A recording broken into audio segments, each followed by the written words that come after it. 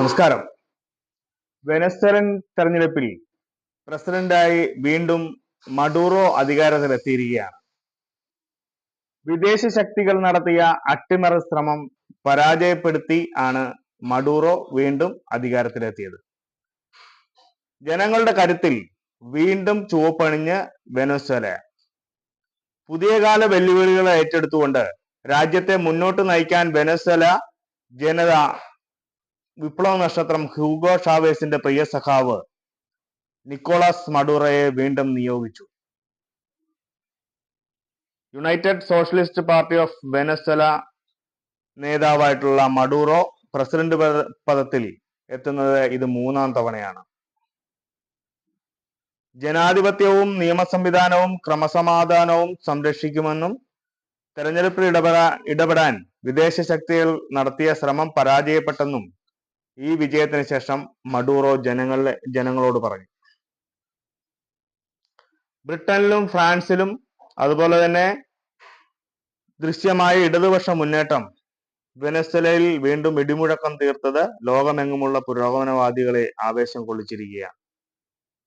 ഞായറാഴ്ച നടന്ന തെരഞ്ഞെടുപ്പിൽ 80% വോട്ടെണ്ണിയപ്പോൾ മഡൂറോയ്ക്ക് 51.21% വോട്ട് ലഭിച്ചു. ഇലക്ട്രൽ കൗൺസിൽ കണക്കുകൾ പ്രകാരം പ്രധാന എതിർ സ്ഥാനാർത്ഥിയായിട്ടുള്ള എഡ്മുണ്ട് ഗോൺസാലസ് ഉറൂട്ടിക്ക് 44% വോട്ടാണ് നേടാൻ സാധിച്ചത്. ഷാവേസ് അർബുദബാധിതനായി അകാലത്തിൽ വിട പറഞ്ഞതോടുകൂടിയാണ് വൈസ് പ്രസിഡന്റ് ആയിട്ടുള്ള മഡൂറോ 2013 ആദ്യമായി പ്രസിഡന്റ് ആയത്. 25 വർഷമായി രാജ്യം ഭരിക്കുന്ന യുണൈറ്റഡ് സോഷ്യലിസ്റ്റ് പാർട്ടിയെ താഴെയിറക്കുമെന്ന് പ്രഖ്യാപിച്ചാണ് പ്രതിപക്ഷം ഇക്കുറി തെരഞ്ഞെടുപ്പിനെ നേരിട്ടത്. വിരമിച്ച നയതന്ത്രജ്ഞൻ ഗോൺസാലസിനെ പ്രധാന പ്രതിപക്ഷ കക്ഷികൾ സംയുക്ത സ്ഥാനാർത്ഥിയാക്കി. മഡൂറോ നല്ല ഭൂരിപക്ഷത്തിൽ ജയിക്കുമെന്ന് തെരഞ്ഞെടുപ്പ് സർവേ വന്നു.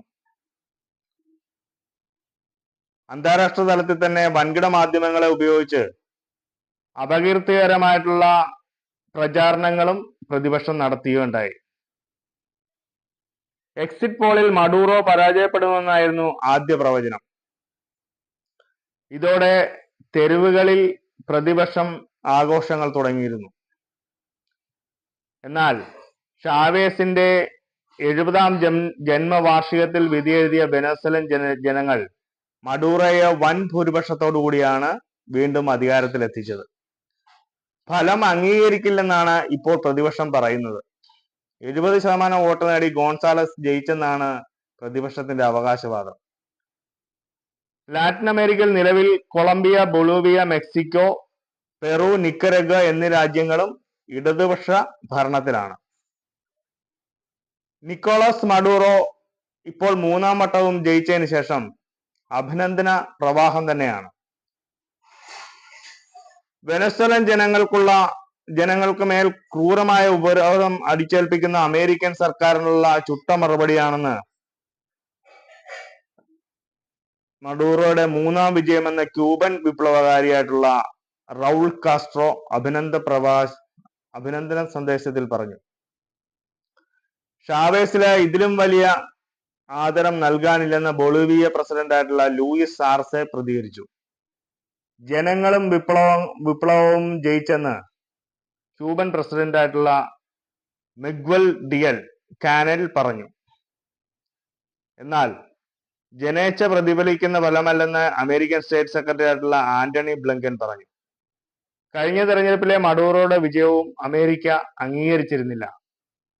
എന്തായാലും 3ാം വട്ടവും വെനസ്വേലയിൽ പ്രസിഡന്റ് ആയിട്ടുള്ള നിക്കോളാസ് മഡൂറോ ലോകത്തിലുള്ള പുരോഗമന ശക്തികൾക്ക് ആവേശം പകരുന്ന ഒന്നാണ്.